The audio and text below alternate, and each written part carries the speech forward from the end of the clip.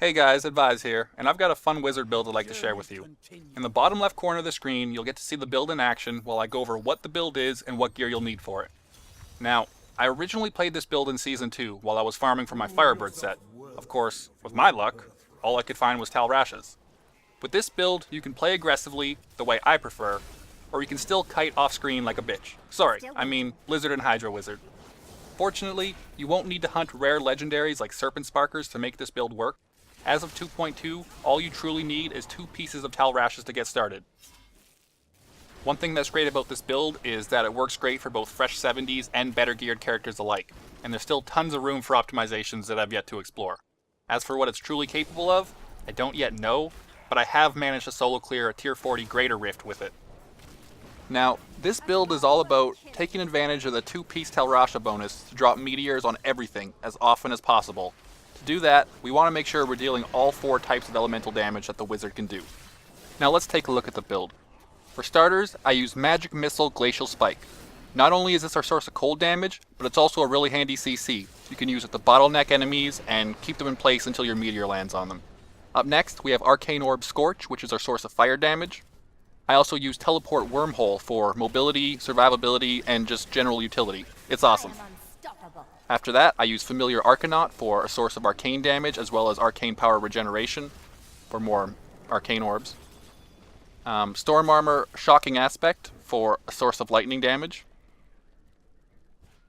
Why did I hover over this for so damn long? Okay, Magic Weapon Conduit for more arcane power regeneration and increased damage. Pretty much every build uses Magic Weapon, and there's no reason not to include it. As for passives, I use Prodigy for more arcane power regeneration, Elemental Exposure for reasons I don't need to say, Astral Presence for, again, more arcane power for more arcane orbs and more regeneration, and Blur because dying sucks. Now, here's a look at my character's current gear and stats. They're not the greatest. I've really just been a casual player since well before Reaper of Souls, but anyways, ultimately you're going to want Tal Rasha 6-set bonus. I use the helmet, the chest, which comes with attack speed, which is a nice bonus. I use Tal Rasha's amulet, Tal Rasha's gloves, the belt, and finally, the offhand. Another piece of gear you're really going to want is the new boots from 2.2, which increase your meteor damage, so I have those. I also like the 2-set bonus from Firebirds because I have room for it, and when you die you drop another meteor. It's pretty cool. The Restraint and Focus rings are really nice for this build. They'll pretty much increase your damage by 100% at all times. You can also go ahead and use whatever bracers or weapon you want.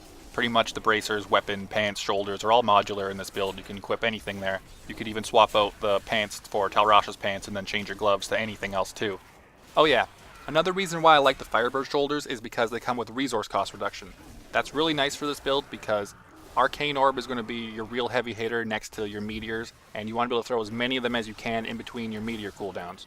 So you're also going to want high crit damage for this build, you know, a decent 50% plus crit chance.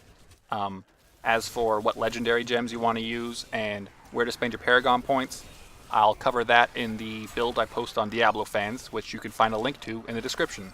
Thanks for watching.